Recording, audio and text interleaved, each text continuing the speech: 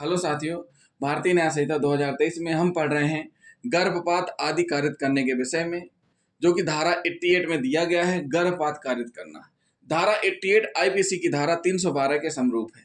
किसके समरूप है? आईपीसी की धारा 312 के समरूप है। गर्भपात कारित करना, काउजिंग मिसकैरेज। इस धारा में क्या बताया गया, स्पष्ट किया गया है कि सम्मति से गर्भपात करना भी दंडनीय अपराध बताया गया है। इसके दो इंग्रेडिएंट्स हैं। पहला क्या है? गर्भवती स्त्री का स्वेच्छा गर्भपात कारित करना दंडनीय अपराध है। ऐसा गर्भपात उस स्त्री का जीवन बचाने के प्रयोजन से सद्भाव पूर्वक कारित न किया जाना भी दंडनीय है।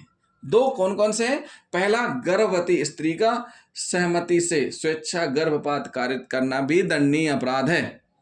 दूसरा, ऐसा गर्भपात उस स्त्री का जीवन बचाने के प्रयोजन से सद्भाव पूर्वक कारित न किया जाना। सद्भाव पूर्वक मतलब सम्यक सतर्कता सावधानी से न किया जाए, वो भी गर्भपात करना अपराध माना गया है। कुछ परिस्थितियों को छोड़ करके जिसमें कि गर्भपात करना दंडनीय नहीं माना गया है, वो भी हम आपको बताएंगे। यह धारा किसी स्त्री का उसकी सहमति से गर्भपात करना दंडनीय अपराध घोषित करती है। क्या करती है? उसकी सहमति से गर्भपात करना भी दंडनीय अपराध घोषित करती है। गर्भपात का मतलब क्या होता है? किसी गर्भवती स्त्री के गर्भ को समय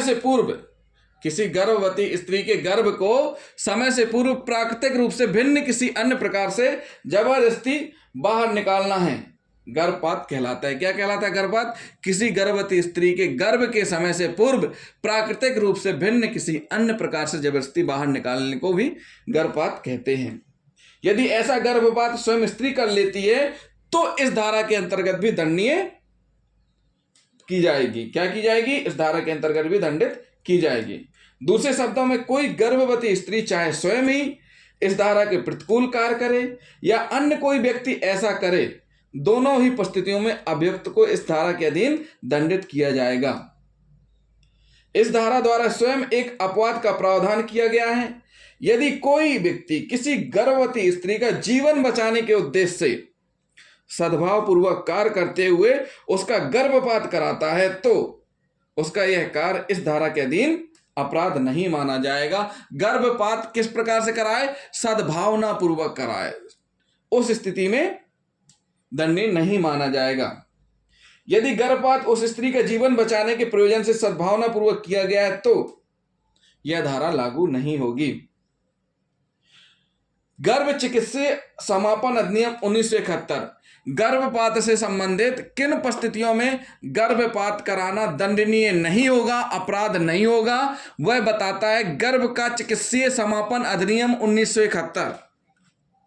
गर्भ का चिकित्सीय समापन अधिनियम 1971 में मात्र 8 धाराओं वाला छोटा सा अधिनियम है, जो स्त्री की एकांतता, गर्भ अवस्थाओं के बीच अंतराल बनाए रखना और उसे सीमित करना, अपने शरीर के संबंध में निर्णय लेना आदि को मान्यता प्रदान करता है।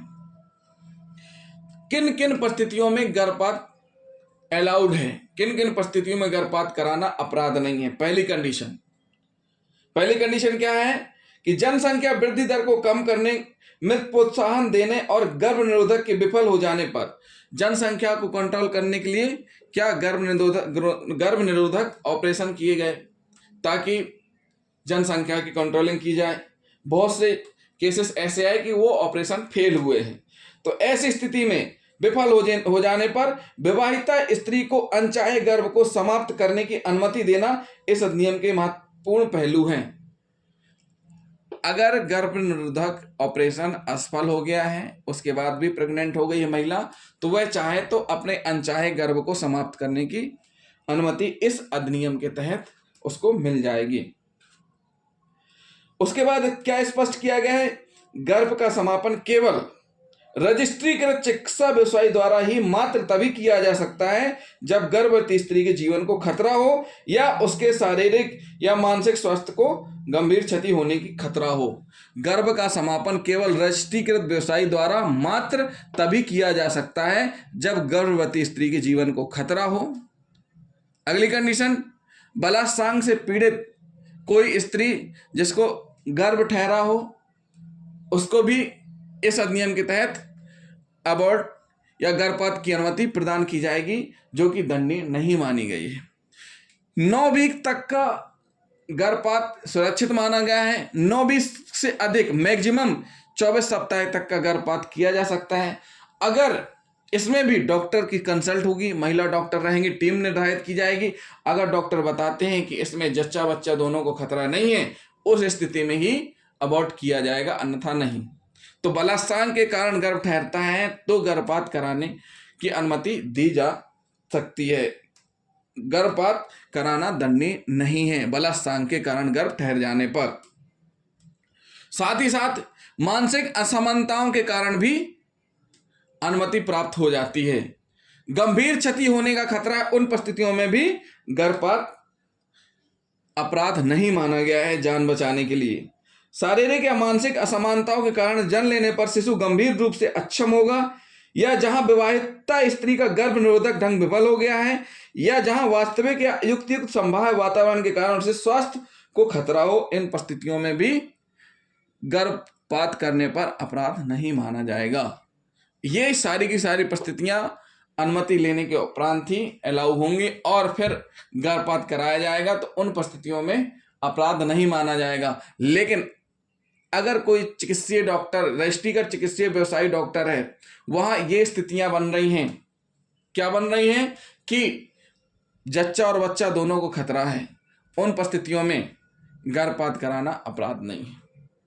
एक परिस्थिति और आती है कभी कभी कि जब पेट में बच्चा खत्म हो जाता है, जब पेट में बच्चा खत्म हो जाता है, उन परिस्थितियों में भी गर्भपात यानी बच्चे को गर्भ से निकालना अपराध नहीं माना गया। क्यों? क्योंकि उसमें बच्चा ही शांत हो चुका है। अगर उसको बाहर नहीं निकाला जाएगा तो उन परिस्थितियों में उसकी माँ की भी डेथ होने की पूरी संभावना रहती है, तो उसको भी अपराध नहीं माना गया है।